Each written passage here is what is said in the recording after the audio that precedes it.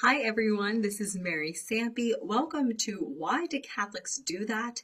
And we've been walking through the Mass. So we have done our introductory rites, our liturgy of the Word, the liturgy of the Eucharist, and now we're at the concluding rites. So this is the last part of Mass. So this is part 4. So we have just received the Eucharistic bread and we are kneeling down before the tabernacle at this point. And we have become like a tabernacle. We have become a holy dwelling where Jesus Christ is. It says that he pitched his tents among them, or he tabernacled among them. And so because of that, because I am carrying Jesus now after I receive this life-giving Eucharistic bread, my mission as a follower, as a disciple of Jesus, does not end at the end of Mass. It does not end as soon as I leave the doors on Sunday morning and then life goes on as usual. My mission as a believer and as a Christ follower has actually just begun, because my mission is to take the risen Christ, body, blood, soul, and divinity of Jesus that I now am carrying inside of myself. I have become a new creation in him through these graces of the sacrament. I am now asked to carry that out into the world. Go out and make disciples of all nations. So that's what we are called to do during these concluding rites that we have. So let's pretend that the tabernacle door has closed and we sit down. Immediately after we stand up, there are usually some kind of announcements. They can be made to inform the congregation of various events or activities taking place. And these announcements are usually ones that are the most important ones, because typically they are made by the priest. If there are any other announcements, usually they're made prior to Mass. After that, the priest will say, "The Lord be with you."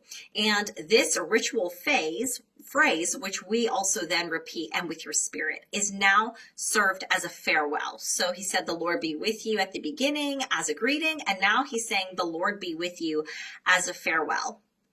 The very next thing that's going to happen is the final or solemn blessing. So before dismissing the people, the priest offers them God's blessing. It's a sign of God's protection over their lives and the activities for the coming week.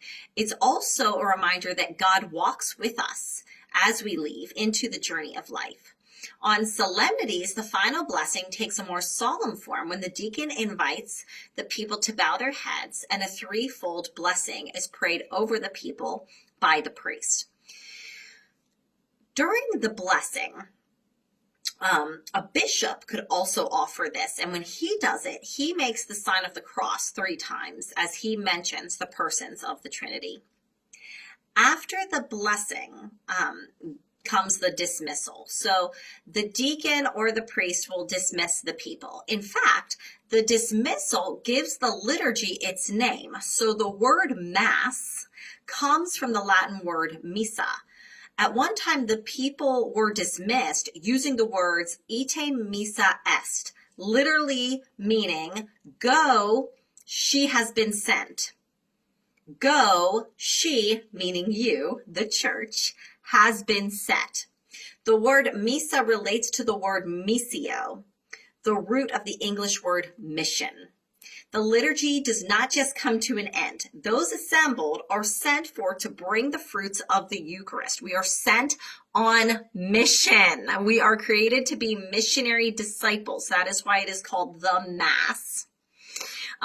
This dismissal is the final dialogue of the Mass with the priest. We leave the assembly and the church building, but we carry Jesus with us.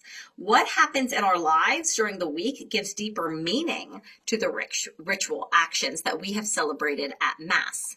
Whether it's, us bringing what we have been given at Mass to our family, our work, to the poor. It's only in the relation to our daily lives that the full meaning of the ritual actions of Mass becomes clear to us. After the dismissal, there is a procession. So following the dismissal, the priest and deacon once again show reverence for the altar by kissing it, just as they did when they were entering the sanctuary at the beginning of Mass.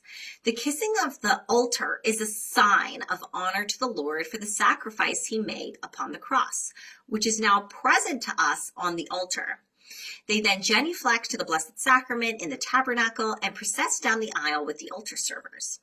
Just as in the procession at the beginning of Mass, this procession reminds the people that the priest is the shepherd of the parish community. He is in persona Christi, in the person of Christ, who journeys with them in their struggles and joys of life. Out of respect for the priest, who represents Christ, the Good Shepherd, and to maintain order, the faithful should never leave before the altar servers and priest have exited the church.